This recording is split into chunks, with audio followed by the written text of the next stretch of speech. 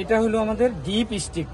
আমরা আগে কি বলতাম জানেন, বা এখনো পুরানো যারা এই থিওরিক্যাল ক্লাস করে নাই, আছে না অনেক পুরান সিনিয়র ওস্তাদরা, সিনিয়র ড্রাইভার আছে না পুরান যারা, এই থিওরিক্যাল ক্লাস বা অনেকেই তো বেশিরভাগই পুরানো যারা, এরা লেখাপড়া করে নাই বা এরকম আমরা এখন অত্যাধুনিক ভাবে বা এইভাবে কিছু আসে নাই আগে, তখন তো শুধু গাড়ি চালাইতে পারলেই মাশাল্লাহ।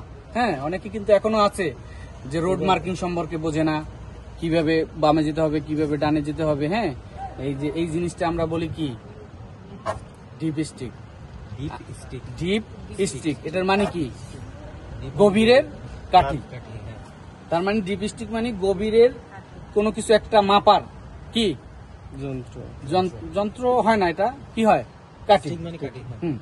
তাইলে এখন এইটাকে আমরা আগে বলতাম কি গ্যাস। গ্যাস, ঠিক আছে। তাহলে এখন এই ডিপ স্টিকের আমরা যে দেখলাম, এই যে দেখেন এইচ এবং এল। এইচ মানে হাই, এল মানে লো, ঠিক আছে। লো এর নিচে কখনোই আমাদের এই লুব্রিকান্ট জানি না কমে, এবং এই যে হাই পর্যন্ত এটা থাকবে আমাদের কন্টিনিউ। তারপর মনে করেন একটু কমলো, এই যে মাঝখানে যে কি দেওয়া আছে, কোরস চিহ্নগুলো দেওয়া আছে, যে মার্কিংটা দেওয়া আছে মার্ক, এই কোরস থেকে আমরা এইটা দিছি এই জন্য যে কোরস মনে করেন একটু কমলো, কোরজে আছে, কোরজের মিডিলে আছে, কোরজের নিচের অংশে আছে। হ্যাঁ, এরকম আস্তে আস্তে কমতেছে। আপনার এইটা খেয়াল রাখতে হবে।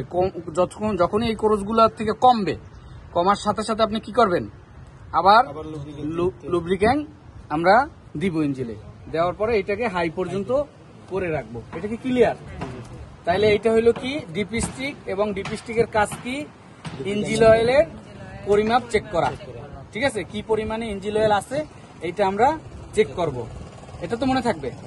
এখন আসি আমরা এই যে ইঞ্জিন অয়েলটা আমরা কখন দিব ইঞ্জিলে, কেমন?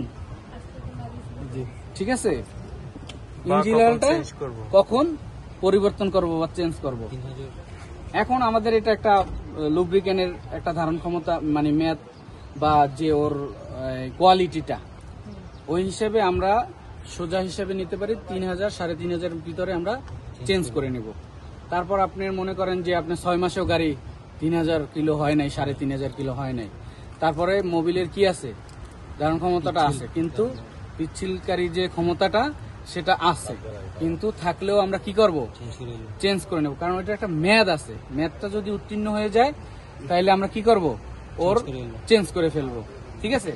তারপর যারা মনে করেন বেশি রান করে, একদম বেশি গাড়িটা চালায়, ঠিক আছে, দেখা যায় 1 মাসেই 3000 কিলো, 20 দিনেই 3000 কিলো হয়ে গেছে, এরকম হয় না?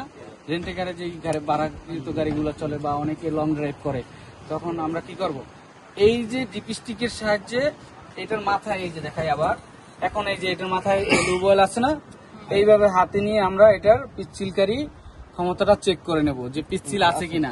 হ্যাঁ, পিচ্ছিল আছে, কিন্তু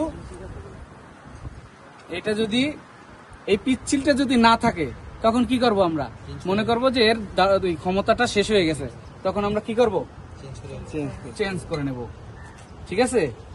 তাহলে লুব অয়েল সম্পর্কে কি ক্লিয়ার? ওকে।